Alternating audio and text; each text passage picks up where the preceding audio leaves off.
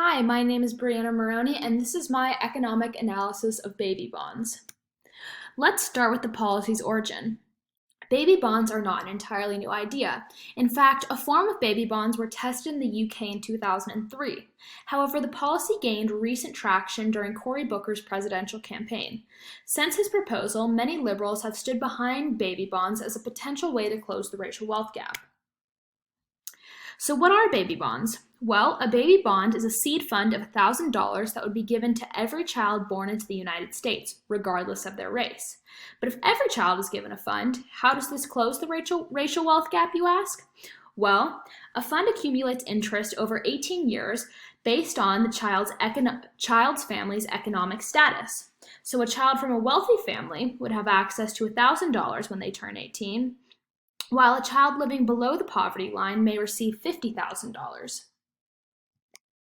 As I mentioned, this policy works to close the racial wealth gap. If you look at the top graph, you can see that the wealth gap between white and black Americans is continuing to grow, as whites accumulate wealth and black Americans' economic status stays fairly stagnant. The bottom graph illustrates how an individual accumulates wealth over their lifetime, showing that it is very uncommon for a black American to escape the poverty that they are born into. Income will not fix the racial wealth gap, and African Americans are not investing in capital the same way that white Americans are. Capital gains are the primary way that an individual accumulates wealth in this country, and because African Americans have been historically excluded from capital gains programs, we are continuing to see that very few individuals have their money in a place that is actually accumulating interest. This is a problem that needs to be addressed if we are ever to close the racial wealth gap. This problem comes with a $60 billion annual price tag. Cory Booker suggests that this money will be gathered by raising the estate tax, the amount of money that an individual pays the government for capital inheritance.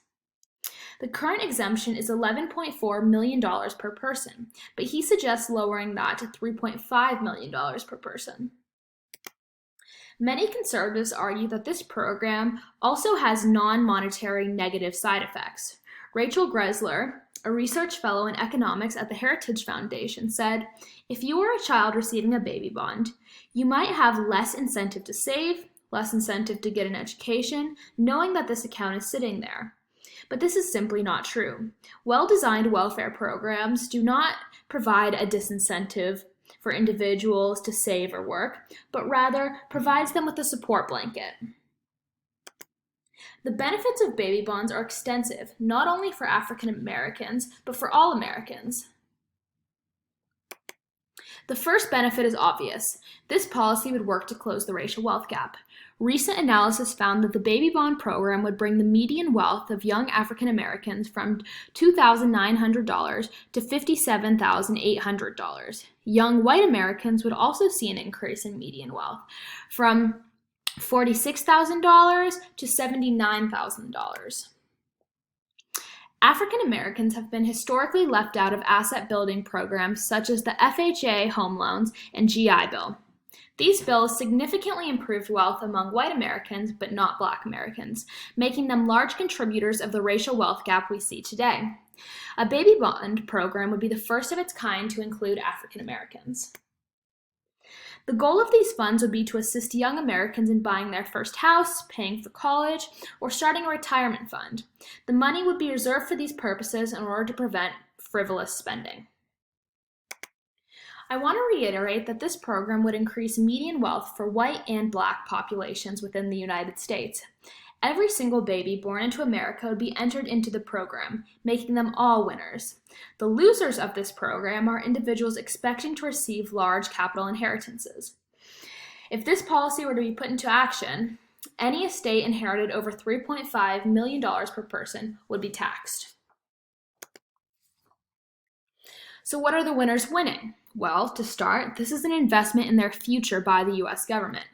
Funds would only be allowed to be used for things such as education, home ownership, or investment, all things which are likely to increase an individual's net worth in the long run. This win may be overshadowed by some of the monetary gains, but children growing up in poverty would have access to a safety blanket that would work to offset some of the emotional trauma that is associated with low economic status and jumpstart their life as an adult. Because this would be the first program of its kind to work to put capital gains in the hands of non-white Americans, it is a huge win for minority populations as well as anti-racist movements in the United States. It is one way to work against systemic racism, which is so deeply rooted in American institutions. There continues to be a notion in this country that welfare programs make people lazy, but this is simply not true. Well-designed anti-poverty programs increase labor participation. Providing children with a safety net offsets some of the emotional trauma associated with why young people exit the labor force.